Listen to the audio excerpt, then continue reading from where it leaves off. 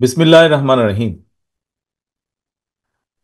শহীদ পরিবারদের সম্মানার্থে আজকের এই আয়োজিত অনুষ্ঠানের ছাত্রদল কর্তৃক আয়োজিত অনুষ্ঠানের সম্মানিত সভাপতি সভাপতি ছাত্রদল রাকিব, মঞ্চে উপস্থিত সম্মানিত মহাসচিব বাংলাদেশ জাতীয়তাবাদী দল জনাব মির্জা ফখরুল ইসলাম আলমগীর, উপস্থিত জনাব রুহুল কবির রিজভী, রফিকুল ইসলাম বকুল সহ ছাত্রদলের সেক্রেটারি, এবং আমার সামনে উপস্থিত শহীদ পরিবারের স্বজনবৃন্দ এবং আমন্ত্রিত অতিথিবৃন্দ, আসসালামু আলাইকুম। সম্মানিত অতিথিবৃন্দ, আজকের আমাদের এই অনুষ্ঠানটি একটি অত্যন্ত স্মরণীয় অনুষ্ঠান। শুধু স্মরণীয় নয়, একই সাথে এই অনুষ্ঠানটি একটি আহ, একটি অনেক ইমোশনাল একটি অনুষ্ঠান আমাদের জন্য। এই জন্য অনুষ্ঠানটি ইমোশনাল।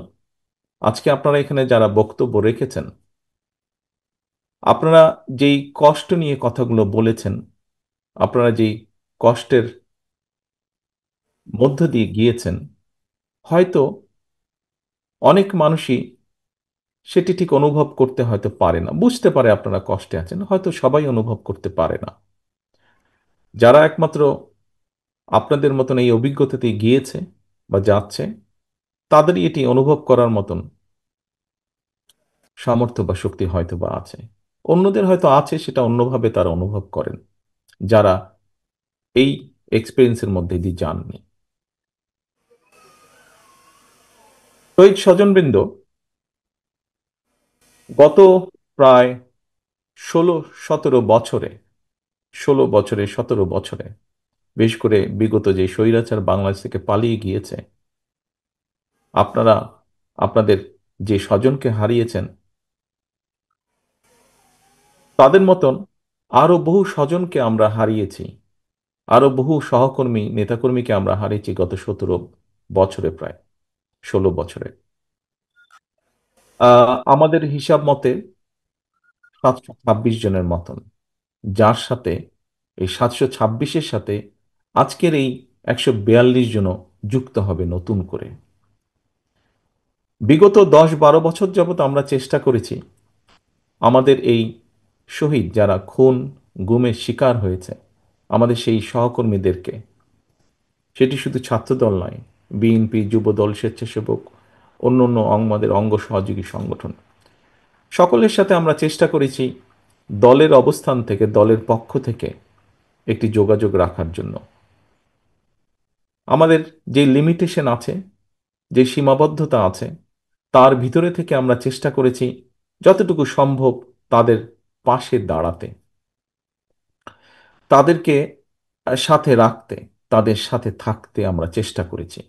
ঈদ পরব বিভিন্ন অনুষ্ঠানে আমরা গত 10-12 বছর যাবৎ আমরা চেষ্টা করেছি এই মানুষগুলো, এই পরিবারগুলোর পাশে থাকতে, কারণ তারা তাদের স্বজনকে হারিয়েছেন এবং এই স্বজন এই দলের একজন সদস্য ছিল, সেই স্বজন যাকে তারা হারিয়েছেন। ঠিক একইভাবে আজকে আপনারা এখানে উপস্থিত হয়েছেন, আপনাদেরকে এখানে আসার জন্য আমরা অনুরোধ করেছিলাম। যেই 142 জন স্বজনকে ছাত্রদল হারিয়েছে, আপনজনকে, সহকর্মীকে, হতে পারে গত 15 বছর যে অত্যাচার নির্যাতনের মধ্যে দিয়ে বাংলাদেশের মানুষ, বাংলাদেশের জাতীয়তাবাদী দল, বাংলাদেশ জাতীয়তাবাদী দল সহ গণতান্ত্রিক দলগুলোর সদস্যরা যেই অত্যাচার নির্যাতনের মধ্যে দিয়ে গিয়েছেন, তার ভেতরে, তার কারণে হয়তোবা কোনো কোনো পরিবারের সাথে, শহীদ পরিবার, গুম খুন শিকার পরিবারের কারো কারোর সাথে হয়তোবা আমরা যোগাযোগ করতে ব্যর্থ হয়েছি। দলের এই সীমাবদ্ধতার জন্য আমরা যদি কারো কাছে পৌঁছতে না পারি, দলের পক্ষ থেকে আমি আপনাদের কাছে দুঃখ প্রকাশ করছি। ইনশাল্লাহ আমাদের আরো প্রচেষ্টা থাকবে, যাদের কাছে আমরা পৌঁছতে পারিনি আমাদের সর্বশক্তি দিয়ে আমরা চেষ্টা করব তাদের কাছে পৌঁছানোর জন্য। সম্মানিত উপস্থিতিবৃন্দ, অতিথিবৃন্দ, আজকের এই অনুষ্ঠানে যারা আপনারা উপস্থিত হয়েছেন, আপনাদের যে স্বজনদেরকে আপনারা হারিয়েছেন, তাদের একটি লক্ষ্য ছিল, উদ্দেশ্য ছিল। যেই উদ্দেশ্য বা লক্ষ্যকে সফল করতে গিয়ে তারা তাদের নিজেদের জীবনকে উৎসর্গ করেছে এই দেশ দেশের মাটি এবং দেশের মানুষের জন্য। কি সেই লক্ষ্য বা উদ্দেশ্য ছিল? আমরা যদি খুব সংক্ষেপে যদি আমরা দেখি, তাদের উদ্দেশ্য ছিল এই দেশের একটু ভালো পরিবর্তন হবে, এই দেশের মানুষের একটু ভাগ্যের ভালো পরিবর্তন হবে, এদেশের মানুষ একটু স্বাধীনভাবে নিজের মতামত প্রকাশ করতে পারবে, কথা বলতে পারবে, তার রাজনৈতিক মিনিমাম অধিকারটুকু সে প্রয়োগ করতে পারবে। খুব সংক্ষেপে বললে হয়তো এই চাওয়াগুলো ছিল, এবং এই চাওয়াগুলোকে প্রতিষ্ঠিত করার জন্যই তারা সেদিন রাজপথে নেমে এসেছিল। কিন্তু রাজপথে নেমে এসেছিল, ঘরে ফিরে যেতে পারেনি। সেই স্বৈরাচারের বুলেটের আঘাত তাদের প্রাণটাকে কেড়ে নিয়েছিল।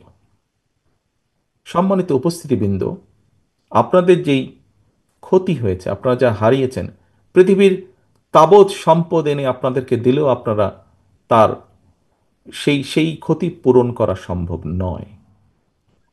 তবে একজন রাজনৈতিক কর্মী হিসাবে, যে মানুষগুলোকে আমরা হারিয়েছি তাদের একজন সহকর্মী হিসাবে, আমি এতটুকু অনুধাবন করি যে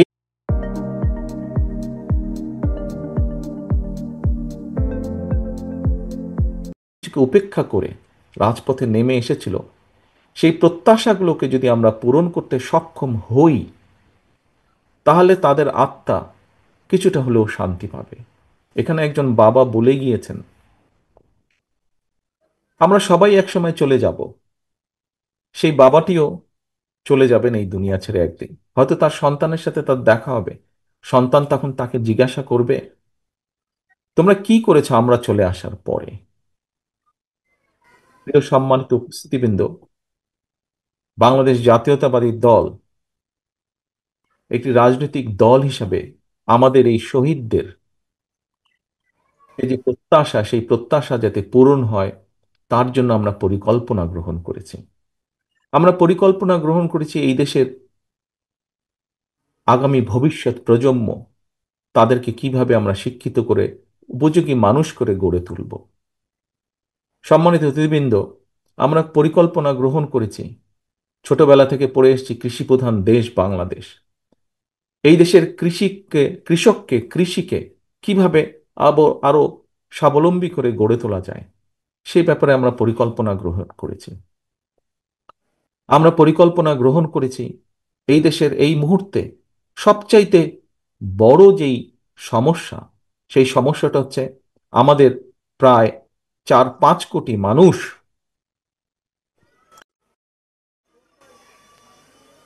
4-5 কোটি মানুষ যারা তরুণ, আরো প্রতি বছর লক্ষ লক্ষ যে তরুণ যুক্ত হচ্ছে যেই তরুণ সমাজের সাথে, তাদের কর্মসংস্থান, বেকারত্বকে অভিশাপ থেকে তাদেরকে কিভাবে বের করে নিয়ে আসা যায়, সেই পরিকল্পনা আমরা গ্রহণ করেছি। সম্মানিত অতিথিবৃন্দ, আমরা দলের পক্ষ থেকে পরিকল্পনা গ্রহণ করেছি। আমরা প্রায় একটি কথা বলি যে দেশকে যদি এগিয়ে নিয়ে যেতে হয়, তাহলে দেশের জনসংখ্যার যে অর্ধেক নারী সমাজ, সেই নারী সমাজকেও এগিয়ে আসতে হবে, তাদেরকেও সহযোগিতা করতে হবে, তাদেরকেও পথ দেখিয়ে দিতে হবে যে কিভাবে তারা স্বাবলম্বী হতে পারবেন। সেটি রাজনৈতিকভাবে হোক, সেটি অর্থনৈতিকভাবে হোক। দেশের অর্ধেক যে সমাজ, অর্ধেক যে জনসংখ্যা নারী সমাজ, তাদের জন্য সেই পরিকল্পনা আমরা গ্রহণ করেছি। দেশকে, অর্থাৎ আমাদের শহীদরা, তারা যে প্রত্যাশা নিয়ে নিজের জীবনকে উৎসর্গ করেছে, সেই প্রত্যাশাগুলো যাতে পূরণ করতে পারি আমরা, এই দেশের মানুষের সমর্থন নিয়ে একটি গণতান্ত্রিক উপায় সরকার গঠন করতে সক্ষম হলে, সকলকে, রাজনৈতিক দলগুলোকে আমরা বহু আগেই বলেছি যে আমরা সকলকে একসাথে নিয়ে দেশ গড়তে চাই। আমরা অতীতে দেখেছি যে দেশ বিভক্ত করে দেওয়া হয়েছিল, এবং সেজন্যই দেখেছি বাংলাদেশ সহ বাংলাদেশের প্রত্যেকটি প্রতিষ্ঠান কিভাবে ভেঙে চুরে ছারখার হয়ে গিয়েছে। আমরা বিশ্বাস করি যে দেশকে যদি গড়তে হয়, জাতিকে ঐক্যবদ্ধ করতে হবে। এই ঐক্যবদ্ধ করতে হলে পরিশ্রম করতে হবে।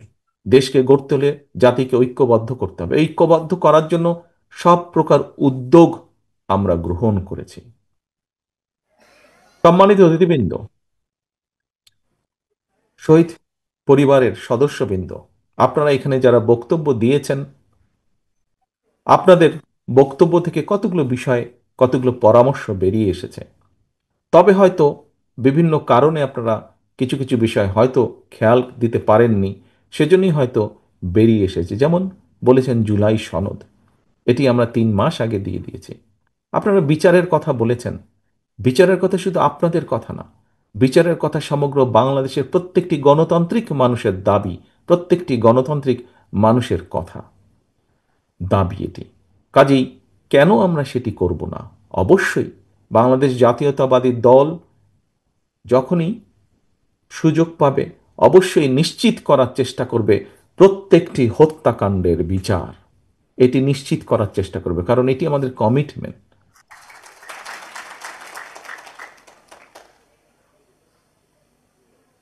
প্রিয় সম্মানিত অতিথিবৃন্দ, এই মুহূর্তে যদি আমরা মিডিয়া দেখি, আমরা মিডিয়া দেখলে দেখব যে একটি বিষয়কে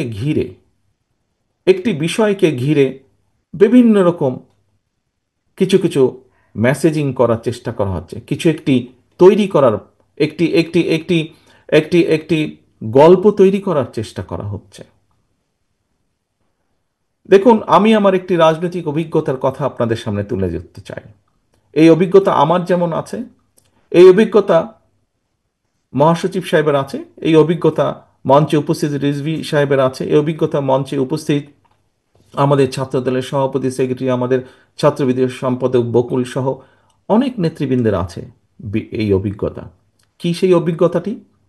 আমরা যখনই বিভিন্ন মানুষের সাথে কথা বলি, এই দেশে আমি যুক্তরাজ্যে আছি, এখানেও যখন বাংলাদেশি মানুষের সাথে দেখা হয়, প্রত্যেকে বিভিন্নভাবে তাদের কিছু কথা তুলে ধরেন।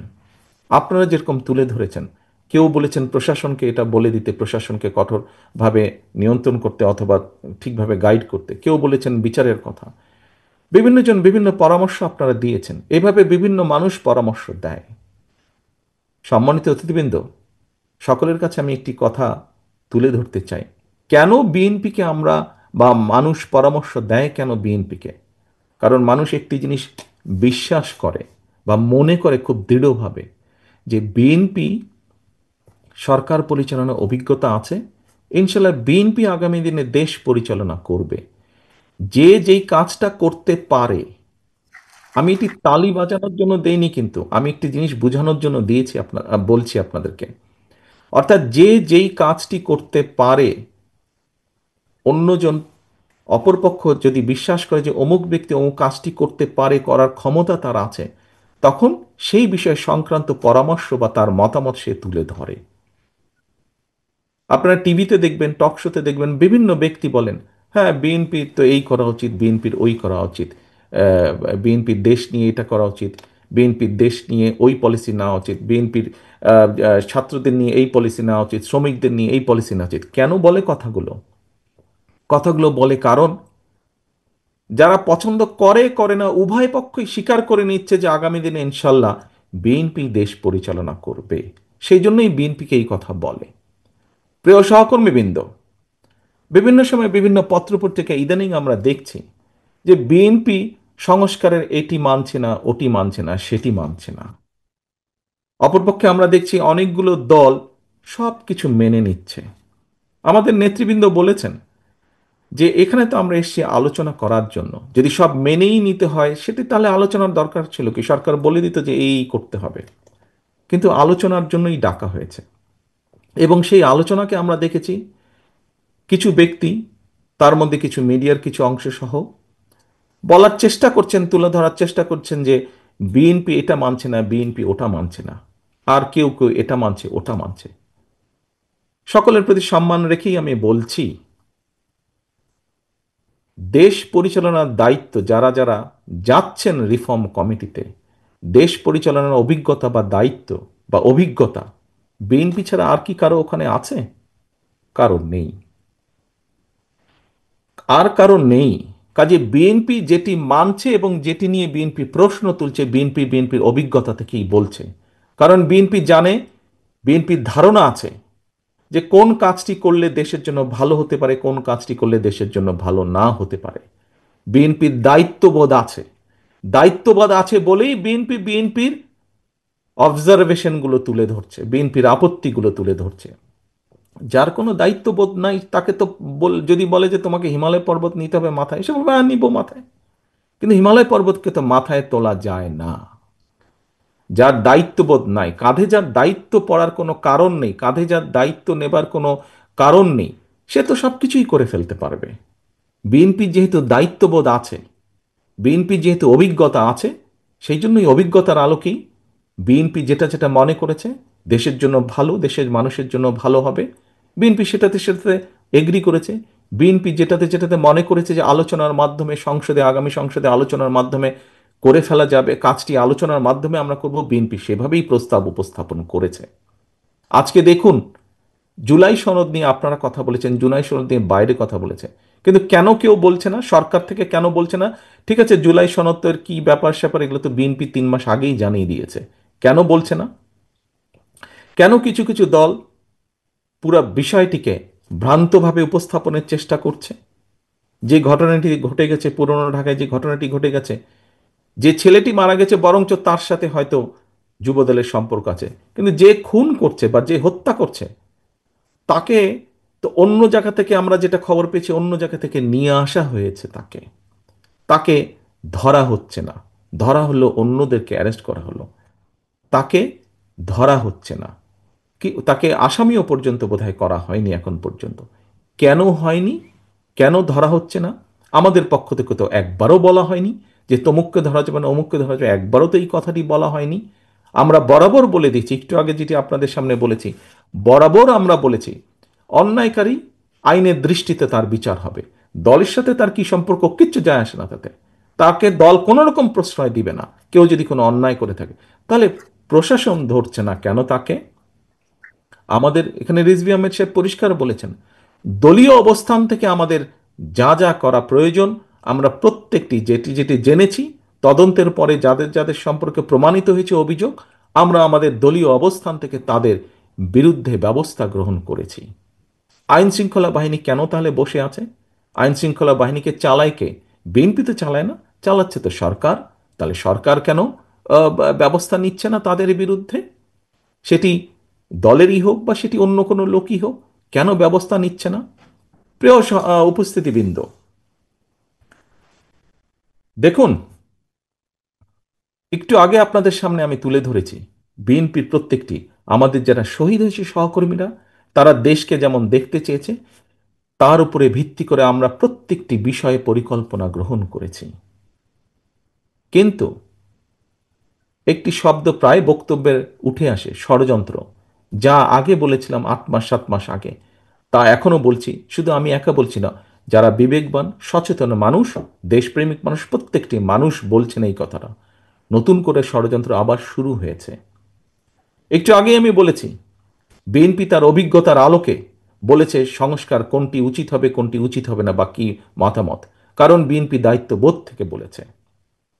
প্রিয় সহকর্মীবৃন্দ, আমরা বরাবর এক কথা বলে এসেছি, আমরা সবসময় গণতন্ত্রে বিশ্বাস করি, বাংলাদেশের স্বাধীনতায় বিশ্বাস করি, বাংলাদেশের মানুষের সার্বভৌমত্ব, দেশের সার্বভৌমত্বে আমরা বিশ্বাস করি, মানুষের কথা বলার অধিকারে আমরা বিশ্বাস করি।